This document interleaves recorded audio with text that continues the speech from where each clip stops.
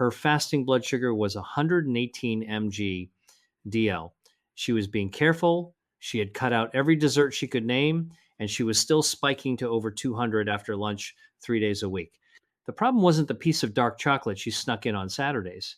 The problem was the small cup of fruit sorbet she kept in the freezer because somebody told her it was a safe option. Here's what most people with diabetes have been told their whole lives: sweets are off the table, full stop.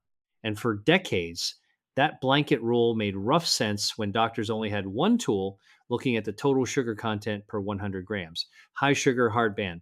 But the science has moved, and for a lot of people, the rules haven't caught up. Because here's the thing: not all sweets work the same way inside your body. The question isn't just how much sugar something contains, it's how fast that sugar gets into your bloodstream. And that speed depends heavily on what's sitting next to the sugar in the food itself. I've spent years in the emergency room watching what happens at the end of blood sugar problems. I've seen what chronic, uncontrolled glucose does to the heart, the kidneys, the nerves. And what I want to do today is give you something more useful than a blanket list of forbidden foods. I want to give you a real framework. According to the CDC's most recent report, 40 million Americans have diabetes. Another 115 million have prediabetes, and 8 out of 10 of them don't know it. That's not a small problem. And for all of these people, the conversation about what they can and cannot eat matters enormously. So today we're going to go through specific sweets that have been on the blacklist for years. We're going to be honest with numbers and mechanisms about which ones can come off that list, which ones stay on it, and why.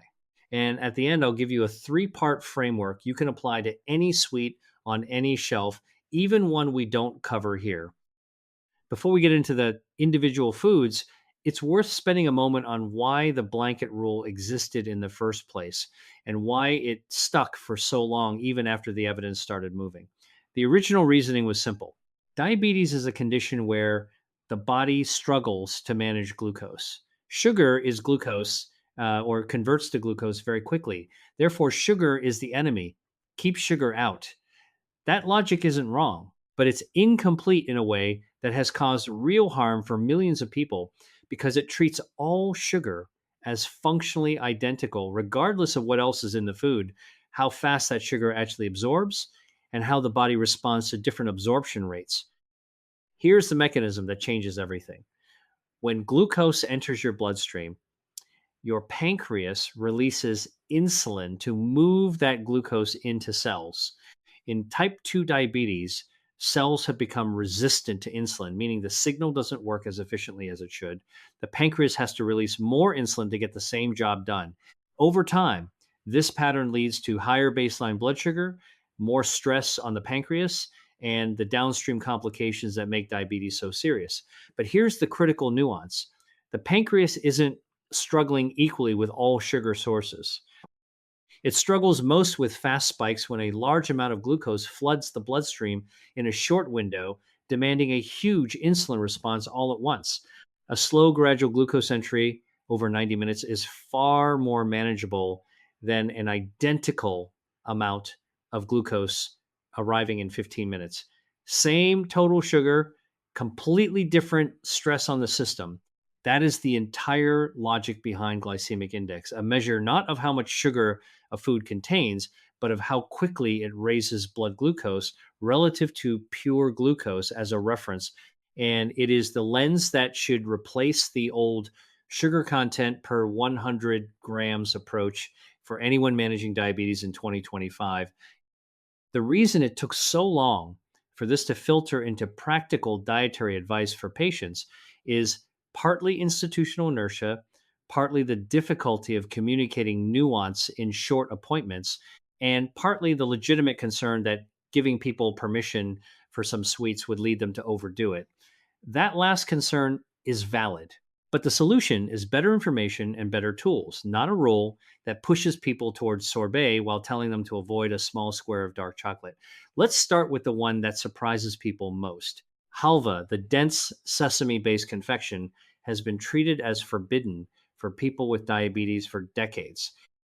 And if you just look at the sugar content per 100 grams, you can see why it's high. But here's the part the old approach missed. Fat and protein don't just add calories to food. They physically slow down how fast the stomach empties into the small intestine, which is where glucose absorption actually happens. This is the same mechanism behind why a steak takes hours to digest while a piece of candy hits your bloodstream in minutes. The fat acts as a brake. Sesame halva contains around 30% fat and up to 15% protein. Sunflower halva is similar. That combination creates a fat and protein buffer around the sugar, and the result is that the glucose peak after eating halva is spread out and muted compared to a product with the same sugar content but no fat. That doesn't make halva a health food, but it does mean the glucose story looks very different from the fear the name carries. I think about a patient I saw years ago, Barbara, in her late 60s, retired school teacher from outside Nashville. She had been managing type 2 diabetes for 11 years and had not touched Halva in a decade because her previous doctor had listed it alongside candy bars. When we actually looked at her food diary, what was driving her afternoon glucose spikes wasn't the foods she was carefully avoiding. It was the fat free fruit snacks she was eating between meals, thinking she was being responsible. No fat, no protein, pure sugar with a fruit label. That pattern, avoiding the wrong things while unknowingly keeping the dangerous ones, is surprisingly common. It's why the mechanism matters more than the name. A reasonable portion for someone with diabetes is about 20 to 30 grams, roughly equivalent to a small handful of nuts. And the timing matters. Eat it after a main meal, not as a standalone snack on an empty stomach. I'll come back to exactly why timing is so important because it's one of the most underestimated levers in blood sugar management. One important caveat: choose Halva with a clean, short ingredient list. No added sugar, no chocolate glaze, no syrups. The fat and protein structure is what saves the product, and anything piled on top undoes that protection. There is one more thing worth being honest about here. Halva is calorie dense. Even when the glucose response is gentler than expected, regularly eating large portions will affect body weight. And for most people with type 2 diabetes, weight management is an independent goal alongside blood sugar control. The two are connected. Keeping the portion to 20 or 30 grams isn't just about glucose. It's about not quietly adding a caloric burden that works against you in the longer term. Now, let's move to the marshmallow. Classic marshmallow, the traditional kind, is made with sugar, egg white, and agar agar. There's almost no fat in the structure. And that matters because without a fat buffer to slow gastric emptying, the sugar absorbs quickly. The old ban here was not unreasonable. But the modern market offers a completely different product. Marshmallows and the related confection Pastila, made with sweeteners instead of ordinary sugar, change the picture significantly. Many sugar substitutes either bypass the glucose pathway entirely or produce a far smaller blood sugar response. Here's the catch that catches people. A lot of manufacturers print no added sugar in large letters on the front. Then you flip it over, and buried in the ingredient list, you find maltodextrin or glucose syrup. Both of those are absorbed just as fast as table sugar, sometimes faster. The label can be technically accurate and still completely misleading.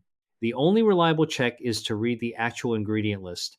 Look for fruit puree listed first, then agar agar, then sweetener stevia, erythritol, or similar with no glucose syrup or maltodextrin in sight.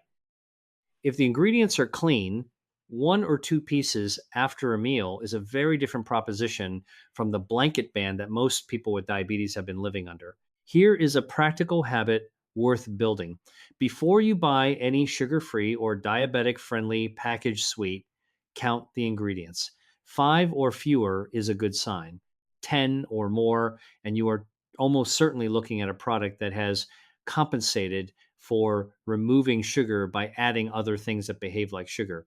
The marketing on the front of the package is designed to sell, The ingredient list on the back is where the actual information lives.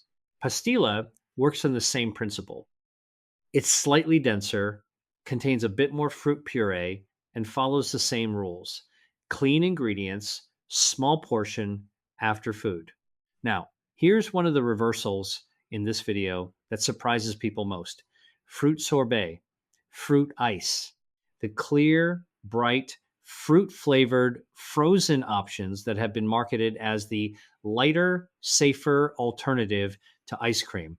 For someone managing blood sugar, the intuition is that these must be better, less fat, fewer calories. The problem is that without fat, there is nothing to slow glucose absorption. Fruit ice is essentially water, sugar, and flavorings. No fat, no protein. The glycemic index can actually be higher than regular cream based ice cream because the sugar absorbs almost without resistance. Full fat cream ice cream, the kind with 10 to 20% milk fat, has a meaningful buffer built in. That fat slows gastric emptying, spreads the glucose peak, and results in a more gradual blood sugar response than the lighter alternative sitting right next to it in the freezer aisle. I know this is counterintuitive. We've been trained to see fat as the danger and clear fruit based foods as automatically safer. But in the context of blood sugar, what matters is the speed of glucose entry into the bloodstream, and fat is one of the things that controls that speed. A reasonable portion of full fat ice cream is about 2 to 3 small scoops eaten after a meal with a clean ingredient list. The fewer added syrups and chocolate coatings, the more predictable the response. One common question here is about gelato. Gelato is churned differently, less air, denser, typically served slightly warmer, and it usually has a lower fat content than American style ice cream, which means less of the fat buffer. Its glycemic index generally runs somewhere between full fat ice cream and sorbet, depending on the specific product. Not automatically better, not automatically worse. The same principles apply. Check the fat content, check the ingredients, and if there are no added syrups or sugar coatings, a small portion after a full meal is a more defensible choice than the fruit ice alternative that looks cleaner on paper. The broader lesson from the ice cream question is something worth carrying through this whole discussion. Our intuitions about what is light and what is heavy, what is safe and what is indulgent were built in a world that was mostly worried about heart disease and saturated fat. Some of those intuitions translate well to blood sugar management. Many do not. Low fat in the context of blood sugar can mean high glycemic because the fat that we removed was slowing things down. High fat, when it comes without excess sugar and is eaten in reasonable quantities, can actually be protective in the specific sense of spreading out glucose absorption. Unlearning the mental model of fat is the enemy and replacing it with speed of glucose absorption is what I'm managing is one of the most useful shifts a person with diabetes can make. Dark chocolate, at least 70% cocoa, is probably the most evidence supported item on this list. The glycemic index of 70% dark chocolate is around 23 to 25. For comparison, a typical fruit sorbet runs well above that, and milk chocolate sits close to 60. The cocoa butter acts as the fat buffer we keep coming back to, and the flavonols in cocoa, the plant compounds found specifically in high cocoa content chocolate, have been shown in research to support insulin sensitivity over time. A Harvard study found that people who ate about an ounce of dark chocolate most days had a 21% lower risk of developing type 2 diabetes compared to those who rarely ate it. That's not a green light to eat a full bar, but it is meaningful data that puts quality dark chocolate in a very different category from the way it's been talked about. A safe portion is 20 to 25 grams, about 4 to 5 squares. Check the cocoa percentage and the ingredient list.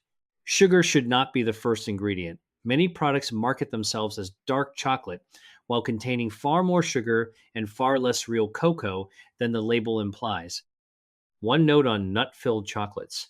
Nuts, almonds, hazelnuts, walnuts are high in fat and protein with minimal carbohydrates. A nut filling combined with a thin layer of real dark chocolate produces a glycemic response that is significantly softer than caramel or fruit filled versions of the same weight. If you're going to eat chocolate candy, the nut filled option is meaningfully better. Before we move to the restricted group, I want to address something that comes up constantly and that the marshmallow label discussion touched on: sweeteners. Not all sugar substitutes are equal. And for people with diabetes, the differences matter more than the shared label sugar free would suggest. Stevia is derived from a plant and produces essentially no glucose response. It doesn't stimulate insulin. It has a distinctive aftertaste that some people find noticeable and others don't. But from a blood sugar standpoint, it is one of the cleanest options available. Erythritol is a sugar alcohol that the body absorbs poorly and excretes through urine, largely intact. Its glycemic impact is close to zero. You'll see it in many keto friendly products. One important caveat: a 2023 Cleveland Clinic study raised questions about whether high erythritol blood levels are associated with increased cardiovascular risk in people who already have heart disease or significant risk factors. This research is ongoing and not yet settled, but it's worth being aware of, especially if you're in a higher cardiovascular risk category, which many people with type 2 diabetes are. If that applies to you, this is a conversation to have with your doctor rather than a reason to panic. Stevia and erythritol combined, which is common in many commercial products, generally works well and mitigates the aftertaste issue. Now, the ones to watch for on ingredient lists. Maltodextrin has a glycemic index somewhere between 95 and 110, which means it raises blood sugar faster than table sugar.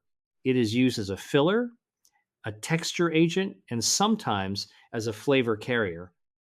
It is found in countless sugar-free and diet products. The fact that it is technically not sugar allows it to appear in products labeled no added sugar while producing a blood sugar response that is indistinguishable from sugar or worse. Glucose syrup and corn syrup are similarly fast absorbing and similarly likely to be hiding in products that claim to be safe alternatives. When you are reading an ingredient list looking for hidden sources of rapid glucose, these are the names to recognize: maltodextrin, dextrose, glucose syrup, corn syrup, high fructose corn syrup, and rice syrup. Any of these near the top of the ingredient list should disqualify the product for someone actively managing blood sugar. The marketing world has gotten very good at surrounding these ingredients with language that feels safe, naturally sweetened, no refined sugar, lightly sweetened.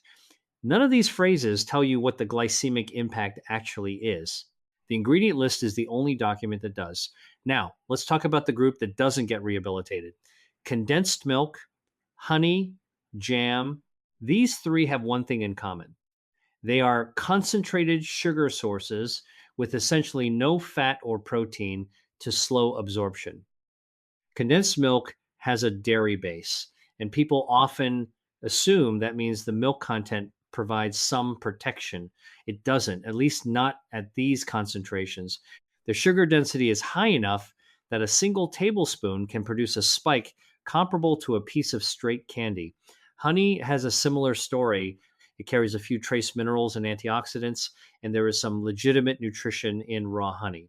But from a glycemic standpoint, it is predominantly glucose and fructose in their free form, meaning they absorb with almost no resistance. The glycemic index of honey is not dramatically different from table sugar. A teaspoon after a full meal won't be catastrophic, but it should not be treated as a safe food. Jam, even homemade jam with minimal added sugar, is a concentrated carbohydrate source. The extended cooking process breaks down the fruit's fiber, removing the one natural break the original fruit contained. The result is faster glucose absorption than the fresh fruit it was made from. These three stay on the restricted list, not because the old doctors were being overly cautious, but because the specific mechanism that saves Halva and dark chocolate and full-fat ice cream simply does not exist here. And while we're on this topic, let me take a moment on something that causes more confusion than almost anything else in diabetes nutrition: the idea that natural sugar is safer than processed sugar. It isn't. Not in any meaningful physiological sense. Honey is natural. Maple syrup is natural. Fruit juice is natural. Medjool dates are natural. None of that changes the rate at which the sugar in those foods enters your bloodstream. Your pancreas does not have a natural versus processed receptor. It responds to glucose. The glucose from a spoonful of honey and the glucose from a spoonful of white table sugar behave similarly once they reach your small intestine, and very similarly once they enter your bloodstream. The distinction that actually matters isn't natural versus processed, it's how the sugar is packaged. Is it surrounded by fiber, fat, and protein that slow its absorption, or is it free, concentrated, and largely unencumbered? A fresh apple contains sugar, but it also contains fiber that slows absorption and a water content that dilutes the sugar concentration. The glucose response from eating a whole apple is meaningfully different from the glucose response from drinking a glass of apple juice, which contains roughly the same amount of sugar, but without the fiber and with faster absorption because it's liquid. Same source, completely different metabolic story. This is why I generally tell patients eat the fruit, don't drink it. The juice, even 100% no added sugar juice, delivers a fast sugar load without the fiber protection of the original fruit. And for someone managing blood sugar, that distinction matters every single day. The word natural on a label is a marketing decision, not a metabolic one. What you want to look for is the full package, the fiber, fat, and protein that travel with the sugar and determine how fast it lands. Now, here is the framework. Before eating any sweet, ask yourself 3 questions. First, does this food contain fat or protein alongside the sugar? That combination slows gastric emptying, buffers the glucose peak, and is the single most important structural feature separating the foods that made it off the blacklist from the ones that stayed on it. If the answer is yes, the food has a real structural advantage. If the answer is no, you need to look closely at what else you can do. Second, how much are you actually eating? 20 grams of halva and 100 grams of halva are not the same thing in terms of blood sugar impact. Even a structurally sound food becomes a problem at an unreasonable portion. The habit of measuring a portion in advance rather than eating from the package is one of the simplest and most effective tools available. It takes about 15 seconds and it changes the outcome. Before we get to the third question, I want to address something that the framework so far doesn't fully capture the medication factor. If you are managing diabetes with medication, whether that's metformin, a GLP-1 receptor agonist like semaglutide, an SGLT2 inhibitor, or insulin, the same sweet eaten by 2 different people can produce very different blood sugar outcomes based on what medication they're taking and when they took it. Metformin works primarily by reducing the amount of glucose the liver releases into the bloodstream. It doesn't directly cause hypoglycemia, low blood sugar. So for someone on metformin alone, the concern with sweets is primarily about how high blood sugar goes, not about dangerous drops. Insulin and sulfonylureas work differently. They actively lower blood sugar, which means if you take your dose and then don't eat enough carbohydrates, your blood sugar can drop too low, a hypoglycemic episode. For people on these medications, skipping dessert entirely after a meal that assumes some carbohydrate intake can sometimes create its own problem. GLP-1 agonists slow gastric emptying, which means they're actually working the same mechanism we keep discussing, slowing the rate at which food, including sugar, reaches the small intestine. If you're on a GLP-1 medication, you may already be getting some of the gastric emptying protection from your drug that other people need to get from the fat and protein in their food. This doesn't mean the 3-question framework stops applying. It means the effects may be amplified for better and for worse depending on timing. I'm not telling you to adjust your medication based on what sweet you're planning to eat.